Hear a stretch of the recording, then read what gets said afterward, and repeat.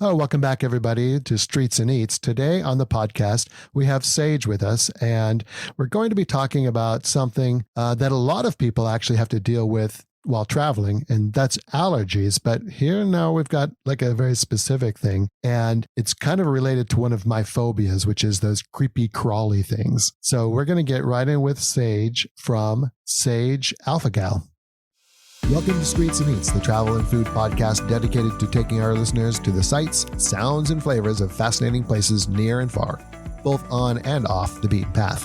We're Jim and Corinne Vale, and we've been traveling internationally and domestically together for decades, visiting more than 90 countries in all 50 states in the USA. We'll share all of the local knowledge and food expertise we've gathered through years of living as expats in Asia and Europe, as well as traveling with families spanning multiple generations around the world. Join us each week for a new adventure. Yeah, thanks for having me. So I am excited to spread the word about a condition called alpha-gal syndrome. And it is caused by a bite from the Lone Star tick. That if it's a mature female, you can recognize her by the telltale white dot on her back. If it's a male, you'll see some white lines around the perimeter of his body. And that's if you see them at the adult size. But what alpha-gal is it is an allergic reaction to the Lone Star tick that causes the folks who are impacted by it to be allergic to mammalian meat. So no more hamburgers, no more cheeseburgers, no more bacon, no more pork chops. And that's pretty consistent no matter what the alpha-gal's sensitivity is.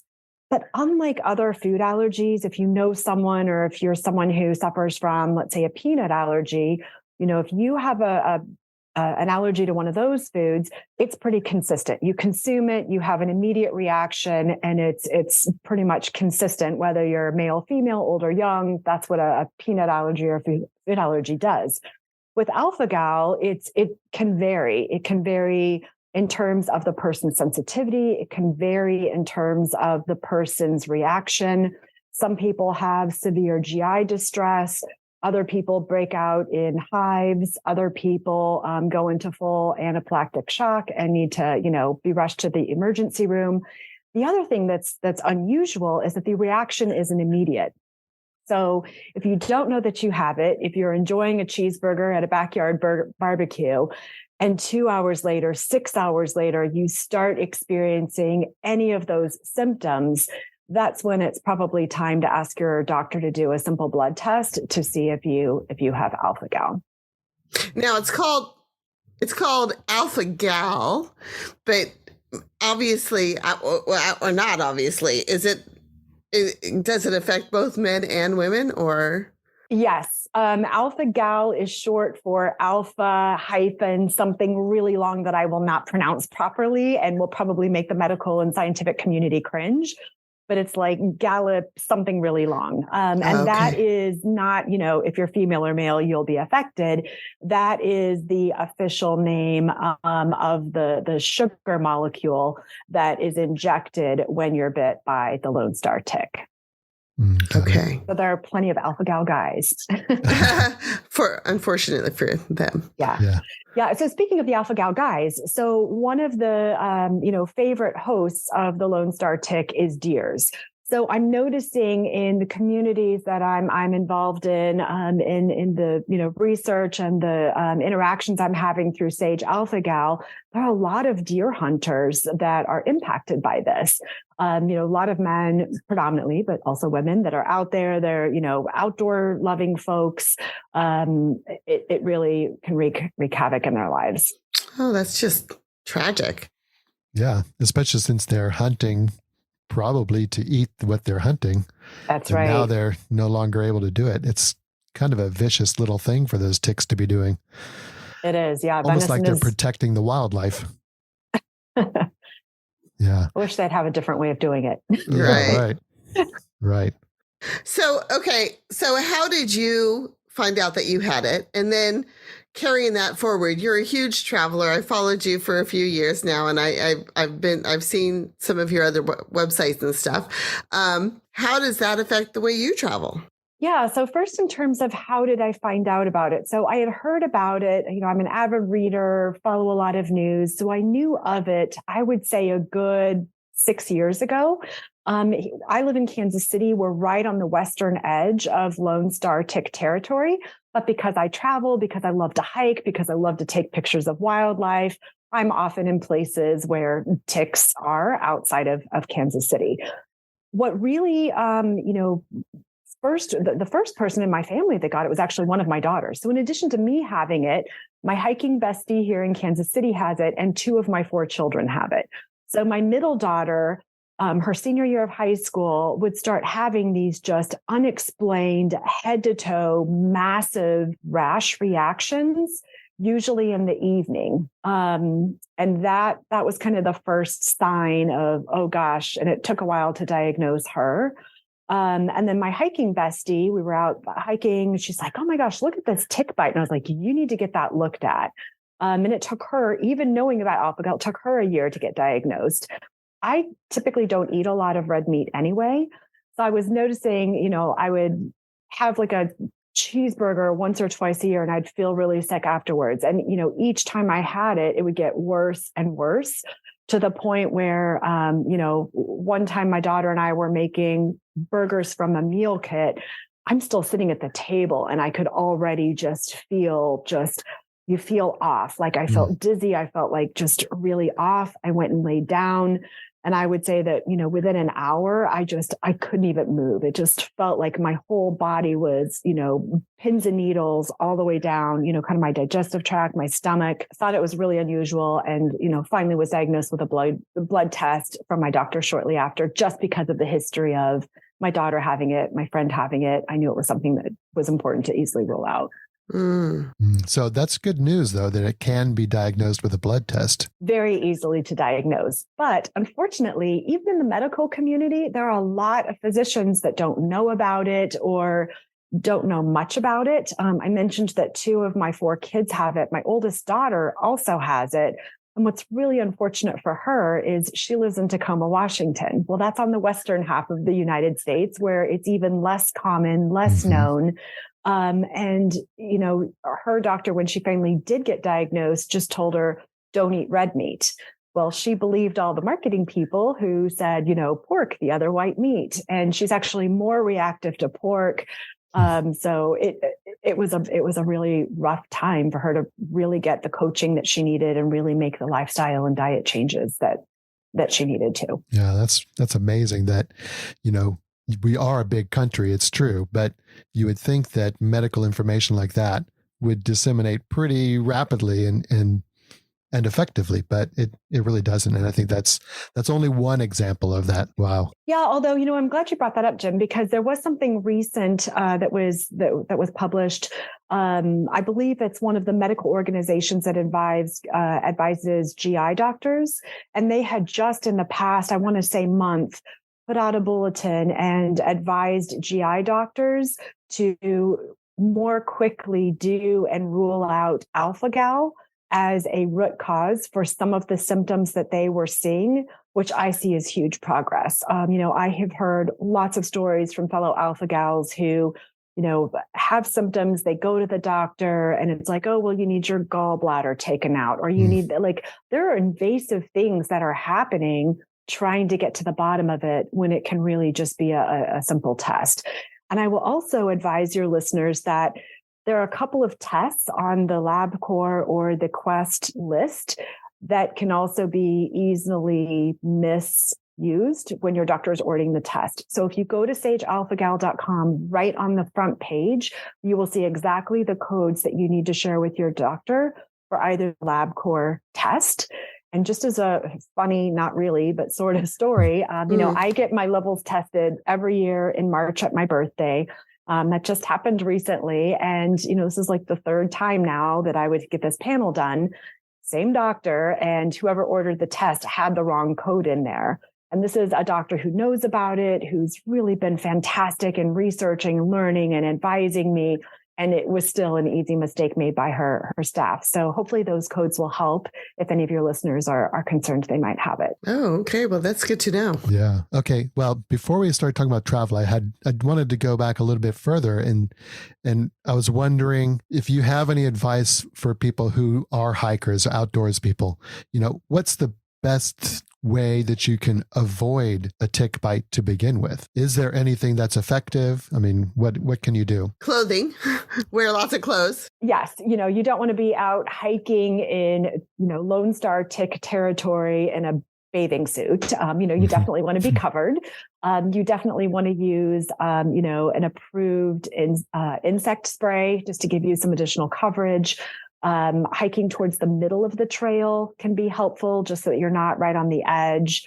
And then, once you've taken the steps before you head out, the other thing that's just as important is as soon as you get inside, make sure that you strip down all of those clothes. If possible, put them in a laundry bag, like an isolated laundry bag. And one of the things that has been shared with me as advice is to immediately put that in the dryer, believe it or not, so that it's, that heat is cooking any little critters, and then wash that clothing. You also want to hit the shower as quickly as possible and do a full tick check. So you are, washing your hair, in around your hairline, checking in and around your ears, pretty much every inch of your body, you definitely want to check out, especially any parts where, you might have hair. So under your armpits, your private areas, between your toes, not that you have hair there, but another spot they like to hide. Sure. So, you really want to do a thorough check. The other thing that I think is really important to talk about is, you can get Lyme disease from the really small early stage ticks. They don't have to be the full adult with the telltale white spot. They can be those little guys, which can be the size of a poppy seed, the size of a pinhead. Like that is a pretty small little critter that can cause a lot of harm. So as you're showering, as you're doing your tick check, be wary of any new air quote freckles, because that might be, a small tick that's ready to wreak big havoc in your life. I have had a tick before a long time ago. And so, I know how to get ticks off your skin and things like that. And I knew how to do tick checks and all that. But I don't know that we're ever as diligent as maybe we should be. Mm. And we do a lot of travel too. So we're always out, and we take a lot of photos of fine life too. So we're always doing that kind of stuff. It makes me wonder what kind of ticks there are. Cause I know there's ticks all around the world. They're not just the United States, but we've been in Africa quite a bit and walking around the brush there. What kind of stuff is that exposing us to? Because finding out about something that happened in a place like that would be really, really difficult. Yeah, really even more difficult. Mm. Yeah. Well, we're talking a lot about the Lone Star tick. We're talking about alpha-gal specifically, but I don't want to be bit by any of those other common, American ticks. I don't want Lyme disease any more than, I want, alpha-gal. So I think it's really important for folks in the U.S. and really around the world where ticks are, is to just be smart about preparing yourself to go outdoors and what you do when you come inside, to just be mindful of that. Speaking of traveling around the world and ticks. So I was in Colombia about a year ago at an event with about 250 people. And of course I had to be extra careful with everything I consumed and drank because of alpha-gal. And each meal I'm with different group of people. No one had heard of alpha-gal at all, except, believe it or not, one of the folks who was from Australia. He was the only person out of, all of the folks in that, week-long time I spent time with.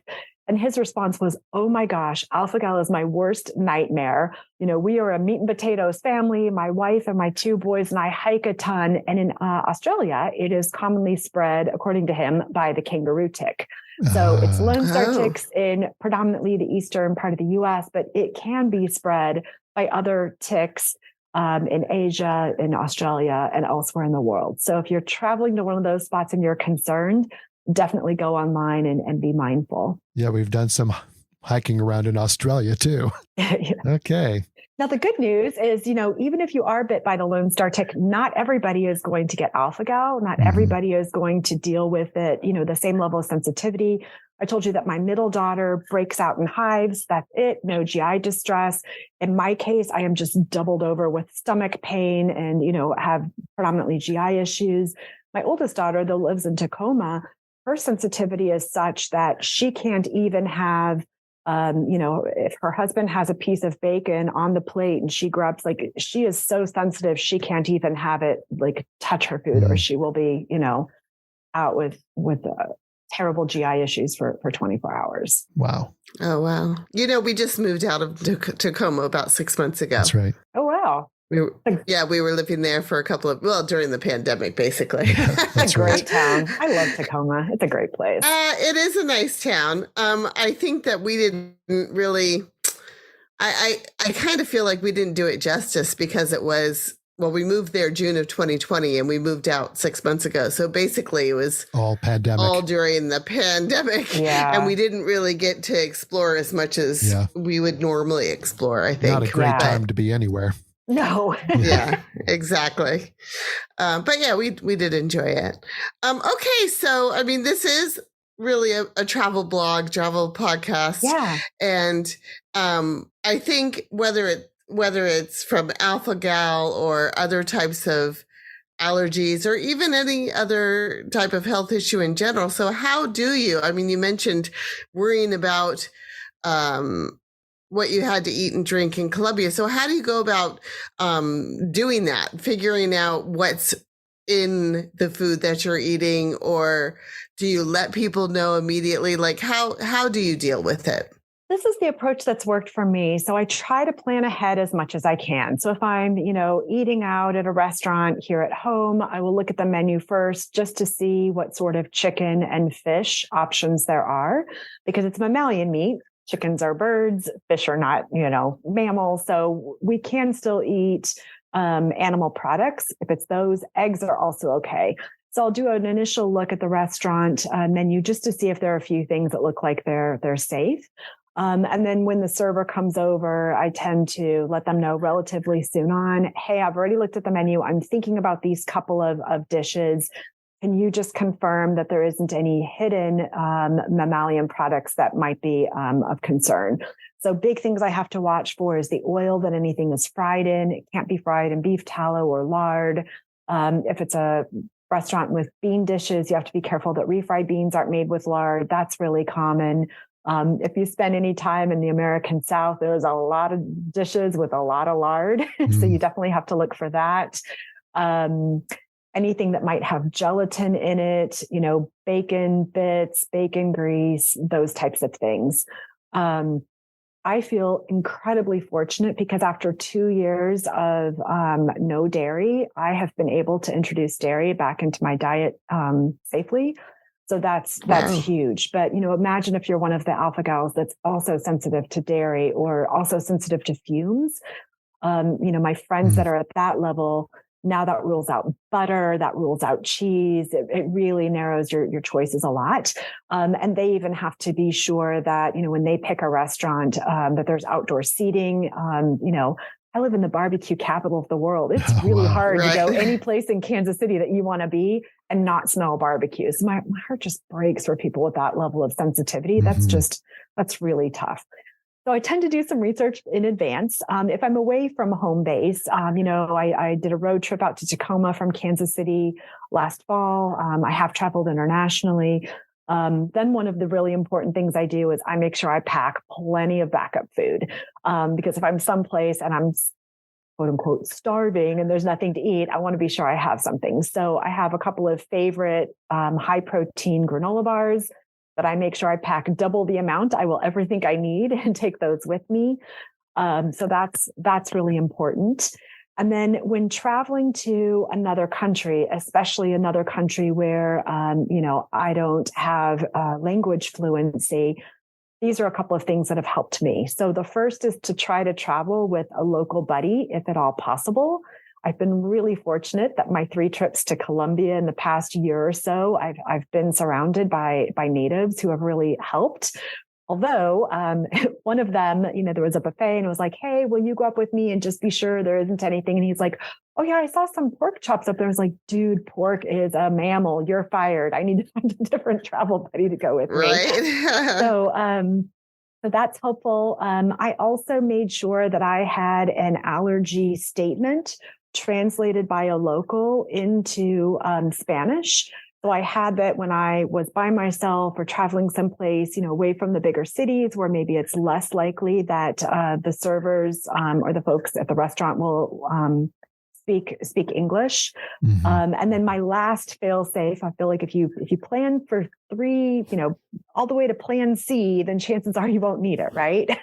Hopefully that's right. Yeah. The other thing that I will do is I'll make sure that it's in Google Translate. And believe it or not, I've actually used the Google Translate tip here in the US. I had a chance to go participate in Day of the Dead festivities in Kansas City, Kansas.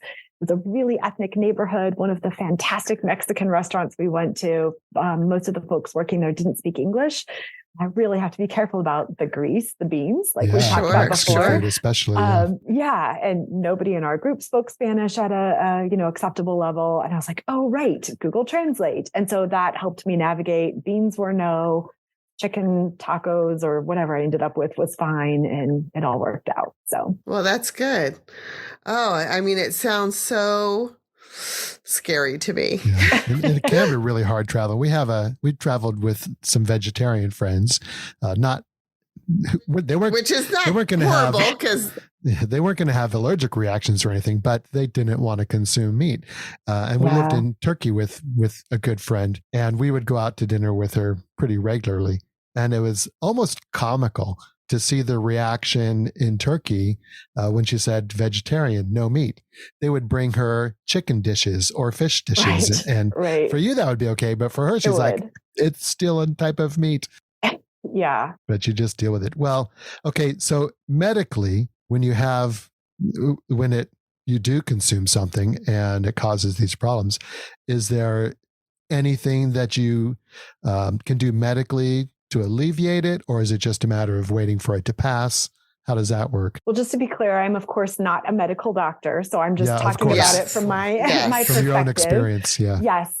So my oldest daughter and I both carry EpiPens just because, if we get to a point where we have a reaction, we need to be prepared. So we both carry those. The other thing that's really unusual about alpha-gal that we haven't talked about yet is it can go into remission. So my middle daughter that was having all of those just head to toe, massive, skin reactions, she's in remission. She's totally fine. So she's okay. Depending on the severity, you can treat it with, antihistamines if it's a mild sort of reaction. But as I mentioned, my oldest daughter and I both carry EpiPens just in case. Yeah. And we are just hawk-like in making sure we are super careful about what we consume. Have you ever had an incident where you had to use it, the EpiPen? The EpiPen, not yet, thank goodness. Oh, good. But the other thing that's really tough is, my understanding of, let's say, peanut allergies is that you have a peanut allergy. It is what it is. Like it doesn't ebb and flow from my understanding. Mm-hmm. With alpha-gal, it can get better, as we mentioned, but the other thing is it can also get worse. So right now, I feel pretty darn lucky that I can once again consume dairy. I can walk, around Kansas City and not get sick from the fumes of barbecue. Like I feel pretty darn lucky about that. But all it takes is, this summer getting bit by another tick, and it can get much worse, very quickly. So, also just being vigilant against additional bites is so critical. Wow. So that's what would make it get worse, though, is you would be bit again. It doesn't just get worse on its own volition. I've never heard of it happening that way. But again, that is just my understanding from my experience with it. Yeah. It is interesting. Our daughter has some meat issues, and she uses the word allergic, but she's never actually been diagnosed with it. So I wonder if she should get a test. I mean, that's interesting. I mean, like I said, I mean, we've traveled all over, of course, the United States and the world. There's plenty of things that we've come in contact with. Whether or not she's been bitten by a tick that we didn't know about is certainly a possibility. Oh gosh, it just makes me.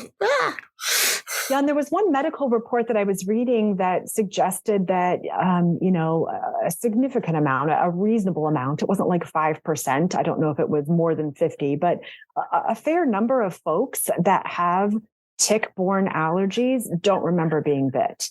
So, even if your daughter doesn't remember being bit, there's a very good chance that she could have, alpha-gal or whatever. So do you remember being bit be your guideline? Oh, no. Of course, Yeah. right. Yeah, I mean, I think it's worthwhile to do a blood test. Well, how about that's okay. How about the bites? Like when you get bit by a deer tick and you get Lyme disease, the bite itself is kind of a telltale sign because it leaves kind of like a bullseye mark on their skin.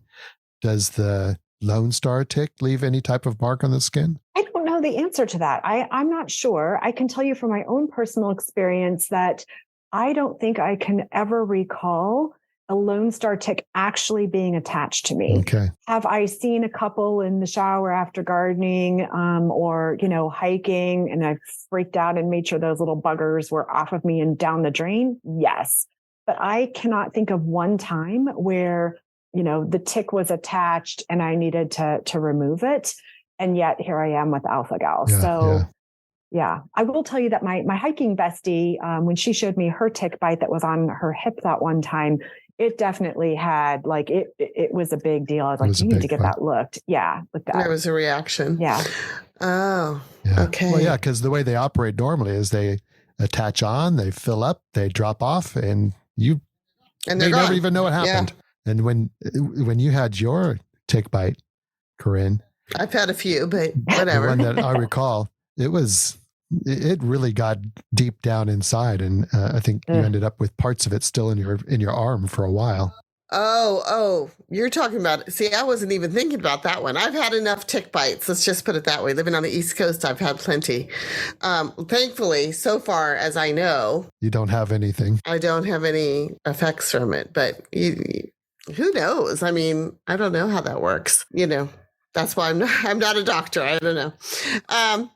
So if you were going to travel someplace new and you don't speak the language, you would definitely have a card made. You would, of course, have your handy dandy Google Translate and do a lot of research. What kinds of things do you look for when you're researching? Like, are you looking specifically for tick information, or are there other kinds of keywords? Like, I've never done that kind of research when I've traveled. I guess I just sort of I'm going to Botswana, I never really look up what the dangers are. Maybe I need to start incorporating some this. of them are really know. obvious and they're in your face right away. Like, malaria, yellow fever, dengue, we just came back from Vietnam. From the tsetse fly, that sort of thing. Everybody knows about those, I think, that travels. But tick-borne illness, I don't think gets nearly the coverage that it should. And I've never heard of any tick-borne illness in another country that we've traveled to ever. So that's kind of shocking to me to find out that Australia has the same alpha-gal issue. So what kinds of things do you look up before you travel someplace? That's, I guess, the question. I think the big thing is I now feel like, I've totally missed the mark on being smarter about the bugs that could bite me. I guess I didn't even think about that. I just travel with bug spray and don't really do more there. I think the biggest thing I focus on is just the food. Have people in the local country ever heard of vegans, or is that a concept that will, like in Turkey, saying you don't eat meat, blow the local people's minds? Yeah. I mean, one of the folks I traveled with in Colombia was vegan, so he was a good resource. But I think the reminder for folks is, at least here in the U.S., just because it says it's vegan does not mean it's vegan. The U.S. DA does not have a, certified this is vegan. So food manufacturers, restaurants, people can use vegan as they like. Mm-hmm. And what's different when you have a food allergy to mammalian meat versus a lifestyle choice is the difference between knowing, okay, so maybe you unknowingly ate whatever versus, having an allergic reaction. And even more scary is having an allergic reaction far from home, far from your doctors, far from your, community that you know. So I tend to spend most of my time researching, food options, planning ahead, making sure I'm prepared for language barriers, those types of things, having it printed just in case my phone dies or there's no connection for Google Translate. And then just making sure I pack my own food. So if I'm nervous, if I'm worried, just enjoy a delicious dinner of granola bars instead. That's right. We were traveling once in Tibet, and it was in spring, and it wasn't even tourist season yet, and there just weren't very many places to eat at all, like very few restaurants. And then you just never. Luckily we weren't worried about it for ourselves, but there were people who had allergies. There were people, of course, on the tour that had things to worry about. And it was probably one of the hardest places I've ever been to figure out what you're eating. Luckily, that wasn't an issue for myself or my two daughters that I was going with. But, once you have an allergy or an issue like that, it definitely becomes that much more intense, I guess. Has it ever made you change your mind on a destination? Like, maybe I won't go to this place because it's going to be almost impossible to get the food that I need. Have you ever let it stop you travel? No, because you know what? Granola bars are portable and the world is amazing and there's so much to still see. Good answer. But I have excluded some restaurants from my wish list as a result. Yeah, well, I mean, the good news is you can still eat chicken, like you said, and fish. Yes. And there's some amazing, I think everywhere in the world they eat chicken. Maybe not Tibet. Yeah. No, they eat chicken in Tibet, but well, they have fruits and vegetables. I mean, pretty much every fruit and vegetable is available. Eggs are available for me to eat.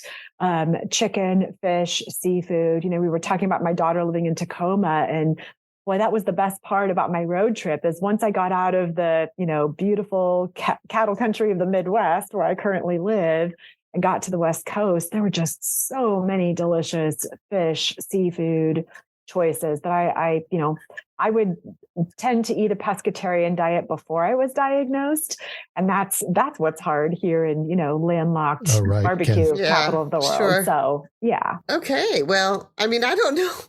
Is there anything that we've missed? I mean, this is something that is so foreign to Jim and I. And we're like, should we even do this? Because we don't know what we're doing. I'm glad we did. I mean, it's been really fascinating. Yeah, it's eye-opening. And so many people, like I said, have never heard of tick-borne illnesses, or they've heard of tick-borne illnesses, but never really thought, what's that going to do? I think it's one of those things you think it's just never going to happen to you. I live on 2 wooded acres. Of course, they're going to be there are deer that run through my yard every day. What the heck was I thinking that it was not going to impact me and my family? Of course it does. And it did. It bit 3 of us, Yeah, wow. Yeah. So I think from the more that people that live in Lone Star tick country that enjoy being outdoors, the more that they know to watch for it and to take precautions, the more that it can stop new diagnoses and the more it can keep the people who already have it from additional bites and, having it get worse. Yeah.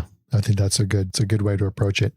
Now, what about on a cure front? Is there any work being done to cure it as a disease? I have not seen or heard anything about that. That doesn't mean it's not taking place. But I have not personally heard much about that. So I don't know. So many issues like that, so many diseases like that just kind of go under the radar. Maybe they don't get quite the spotlight that the other ones do. And maybe there's just not the money available for finding cures for everything. I don't know. Yeah, there are a couple of researchers, I want to say at University of Virginia and maybe at University of Kentucky. So in that general area, there's a doctor by the name of Scott Cummins, who is one of the leading experts in this space. I would not be surprised if he or some of those others who are really, interested in alpha-galin, really uncovering it just based on some of the research papers that they've published. It wouldn't surprise me if they're not doing more to dig in and understand it. Yeah. Because, for folks who are highly sensitive, it isn't just, you can't eat cheeseburgers. Right. There are medications you now can't take. That's there are right. medical procedures you have to be mindful of. Vitamins, you can't consume them in gel. It's a big deal. This isn't just, oh, I'm going to be vegan for, insert your lifestyle. Like this is a big deal. So I would not be surprised if those folks who are really digging in and leading the way and helping people with it, help stop the spread, aren't doing something about it. I'm just not sure. We'll stay hopeful. Wow. Yeah, absolutely. So Sage, the traveler that you are, what kinds of things do you have in your future? Do you have any big plans coming up? Yeah. So, school's almost out. It's almost summertime. My absolute favorite place to be on Earth as you get to the end of May, the beginning of June is Montana. Yeah, we're working on, planning to make it out there soon, with everything that happened in Yellowstone, a year or two ago with the floods and all of that. We had to skip that. So yeah, hopefully that'll be in the next little bit. And do you camp or are you hotelers? Yeah, no, I don't really like to camp. I'm more of a glamping kind of gal. Okay, so yeah, that's about as rustic as I like to be is glamping, but we tend to stay at a hotel. Well, Montana. I used to like camping. It's beautiful in the spring, so I'm sure you'll enjoy it. Yes. And I just saw updates of clearing going to the Sun Road. That's always, it feels like that's just like, oh, it's New Year's, it's Easter, and hey, they're clearing going to the Sun Road. Like the calendar year is clipping along. That's one of the milestones in my life. So. That's right. It definitely is. Oh, cool. Huh. Well, that's hilarious. Thank you so much for joining us today. I know I've learned a lot, and hopefully our listeners, I'm sure if they've made it all the way through, they've definitely learned a lot as well. Maybe they've got some better ideas on how to avoid the tick bites and what to do if they've got allergies and that sort of thing. Be careful in Montana. There are ticks there too. Yes. Rocky Mountain ticks, I think. Yeah, that's right. But they do not have Lone Star. So there's that. No, there's that. I guess if I leave your listeners with anything, the one thing that I'll always tell people whenever we talk about alpha-gal is wear your bug spray. So make sure whatever you're doing, whether you're worried or not, wear bug spray. All righty. Well, it was really good learning with you today. Thanks for having me. It was nice chatting with you guys. All right. Thanks for listening to this episode of Streets and Eats. If you liked what you heard, please show us some love, hit the like button, and leave us a review. Maybe even subscribe so you don't miss any future podcasts. Also, we'd love it if you joined us on our Facebook private group, Streets and Eats, where we just have an ongoing conversation about all things travel. Ciao for now.